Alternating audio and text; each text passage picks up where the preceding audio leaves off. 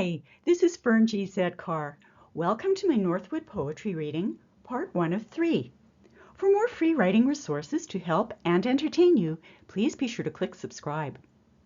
On the posters everywhere I'm listed as FernGZCarr, and that's kind of interesting because I did a reading in New York and I gave them my name and I didn't really think about it beforehand, but they pronounced Zed like Z. Yeah, so they introduced me as FernGZCarr, and that sounded like FernGZCarr, which is not exactly how I would choose to describe myself, but it does make for kind of a cute little story. So anyway, most of the poems, as I mentioned to you before I started, are from my book, Shards of Crystal. The book is described as a metamorphosis of darkness to light, and the epigraph at the beginning is a quote from Les Miserables by Victor Hugo that says, "Even the darkest night will end and the sun will rise." So I want to show that joy can arise from darkness.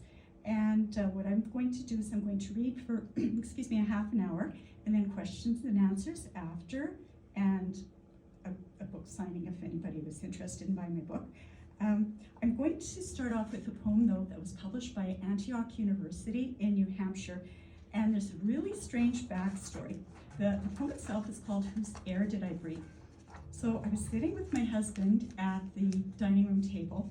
I was drinking a glass of water. He had a huge grin on his face, and he said, "You realize that you're drinking molecular traces of Julius Caesar's urine?" And I said, "What?" And I thought he was trying to get me to do a spit take. But he was telling me, no, the atoms are recycled, etc. So I did some research, and in fact, yes, it was true, unfortunately, and I wrote a poem about it. So here is "Whose Air Did I Breathe?" Conservation of matter, an eternal metamorphosis of splendor and sorrow in a universe of recycled atoms. Snowflakes, once the sweat of galley slaves rowing across treacherous seas, gently fall in a still winter's night. Spray from a Tahitian waterfall, one droplet from the tears of an elephant mourning the loss of her calf, graces an orchid's fuchsia petals. Tiny hands proffer a drink of lemonade containing molecular traces of Hitler's urine, only 10 cents a glass. A desert oasis created in part by the saliva of a madman is a sustainer of life for its inhabitants. And so it is with air, O2 in, CO2 out, the metabolic function of respiration in sync with the rhythmic powerhouse of the cosmos. We borrow these atoms, alone from the natural world, shared by living beings, but will never have sole proprietorship, which begs the question, whose air did I breathe? Okay, now, like the epigraph in my book says, joy can arise from darkness, and this poem can be read in different ways. I don't know if you can see this. It's called Minuet in General Hospital, or Minuet in G, because I put the brackets around before the G in general and after the H in hospital. And it's based on a true story. Okay. Friday night in the emergency room, my husband's moans of pain in the throes of a kidney stone attack.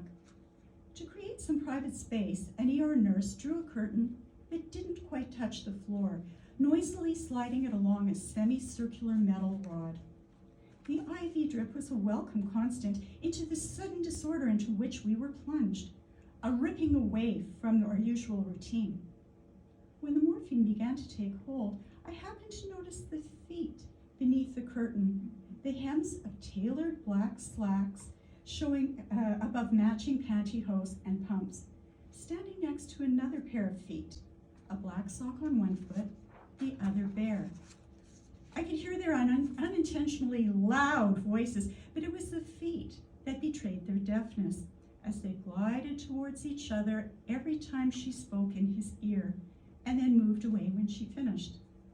This lilting dance continued all night, despite the ugly sounds of pain and the nurse's periodic visits. The feet rhythmically swayed back and forth, reassuring in their graceful regularity as they danced a minuet in General Hospital. Okay, so a couple of the poems in this reading are influenced by my middle school experiences, and it's been a very long time since I've been in middle school. I received a book award in grade 8, and I chose a book by Algernon Blackwood, and it had a story, The Man Whom the Trees Loved. And the premise was that trees have souls, but then it turns significantly more sinister. My poem isn't sinister. The elusive language of trees. The trees speak to me in tongues. Mortal that I am, incapable of deciphering their messages, nested in the rustling of leaves and in the crepitation of branches whose outstretched arms are weary of supplication. Like a type of aphasia, I'm hindered by my mind, the words of the trees rendered unintelligible. I'm impotent to commune with that which beckons me. And in frustration, the trees become silent, their whispers lost in the fresh stillness of the evening. As those were a couple of medically themed poems, so I had to throw in a dental poem, to make things fair. I had this after having a root canal, and the title is a play on words. It's called Losing My Nerve. So, a Mephistophelian dance of fire, relentless, consuming, voracious, biting in intensity, gnawing and wicked, proud of its venomous weight. Reclining, trembling, desperate amounts of lidocaine, blessed relief, a numbing of mercy. Burring, suction, extraction, a cloistered nerve sucked up like spaghetti, packing, cautery, white smoke wafting upward from behind a plastic dam, clamped with stainless steel. Antibiotics, analgesics, salt rinses, timed with Swiss watch precision, waiting on tenterhooks to heal and no longer be forced to dance to the infernal strains of my dental demons. Okay, this one, yin and yang, actually in Mandarin, it's pronounced yin and yang. And as a matter of fact, I don't know if I mentioned it, but I've been taking Mandarin lessons for about 8 years, and you may know my Mandarin teacher, Anna Lam, because she's the chair yoga teacher here. And really, she's one of the nicest people on earth. Anyway, so I was saying life can be joyous, but of course, it's not always hearts and flowers. And Vancouver is one of my favorite cities. I love it, but it does have its problem areas. And I didn't want to ignore social issues in this reading, so I have to tell you a little story. I was going for a walk with my husband in Gastown, and we walked a little bit too far afield. All of a sudden, this guy comes furtively running up to me and saying, "Hey, you want to buy some heroin?" And I went, "No thanks, but thank you very much for asking." And I think he thought I was already on drugs, so. Okay, here's yin and yang.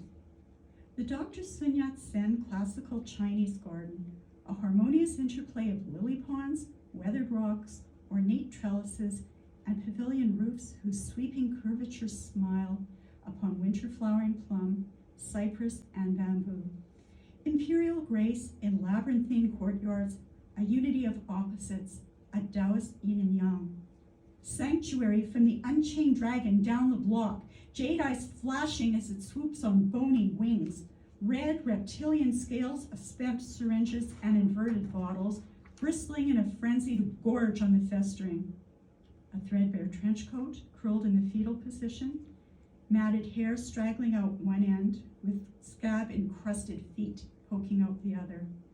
Yellowed claws lined with strips of dark green dirt, still clutching a bottle next to a garbage bag of empties, as the neighborhood struts, shuffles, and staggers around her. Battles for a shopping cart laden with tawdry treasures, furtive exchanges of powdered promises of escape, prostitutes transacting matters of the flesh, and addicts who press their flesh into shadowy nooks, only a needle's jab away from sweet oblivion on East Hastings Street. Hey everyone, thanks very much for watching. For more free writing resources to help and entertain you, please be sure to click subscribe. My poetry book, Shards of Crystal, is available worldwide at retail bookstores and libraries through Ingram Spark iPage distribution and also from Amazon.